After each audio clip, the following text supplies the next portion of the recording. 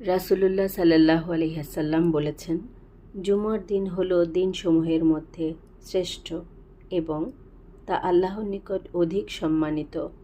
কুরবানির দিন ও ঈদুল ফিতরের দিন অপেক্ষাও তা আল্লাহর নিকট অধিক সম্মানিত। এ দিনের 5টি বৈশিষ্ট্য রয়েছে। এ দিনে আল্লাহ তাআলা আদম আলাইহিস সালামকে সৃষ্টি করেছেন। এ দিনেই আল্লাহ তাআলা আদম আলাইহিস সালামকে পৃথিবীতে পাঠান এবং এ দিনেই আল্লাহ তাআলা তার মৃত্যু দান করেন। এ দিনে রয়েছে এমন একটি মুহূর্ত, যদি কোনো বান্দা সে মুহূর্তে হারাম ব্যতীত কোনো কিছু আল্লাহর কাছে চায়, তাহলে তিনি তাকে তা দান করেন। ওই দিনই কিয়ামত সংঘটিত হবে।